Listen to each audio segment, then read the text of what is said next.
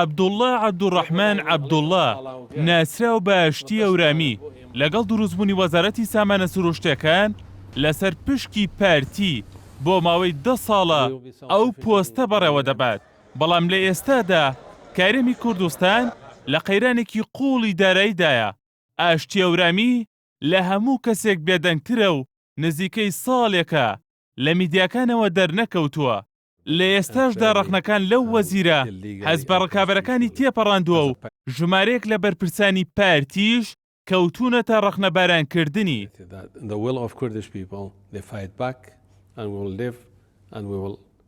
ئەمە دوایین دەرکەوتنی فەرمی ئاشتی ئەورامیە لە ئەستەمبوڵ کە نزیکەی ساڵێک پێش ئێستا بەشداری کرد لە کۆڕبەندێکی ئابووری وزە.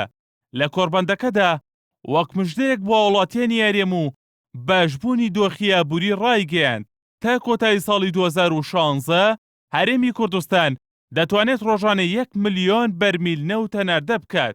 لەو کاتەشەوە کە ئاشتی ئەورامی ئەو بەڵێنەیدا هەرێم ڕۆژانە زیاتر لە 600,000 بەرمیل نەوتی هەناردە دەکرد.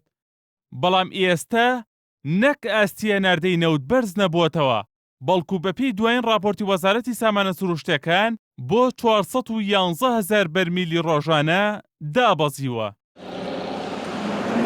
لە کاتی قوڵبوونەوەی زیاتری قەیرانی دارایی هەرێم، شکستی سیاسەتی نەوتی هەرێم و ناشەفافی لە داهاتەکەی پرسیار و ڕەخنەی بەردەوامی بەشێک لە پەرلەمانتاران و هاوڵاتیان و بەرپرسانە لەسەر وەزارەتی سامانە سروشتیەکان.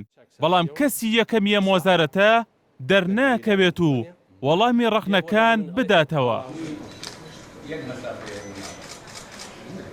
سەرەڕای ئەوەش چوار لایەنە سەرەکیەکەی هەرێم گۆڕان و یەکێتی و یەکگرتوو و کۆمەڵ، هەروەها بەشێک لە پارتی وەک مەسرور بارزانی و نەزهەت حالی داوای لەبردنی ئاشتی ئەورامیان کردووە لە پۆستەکەی.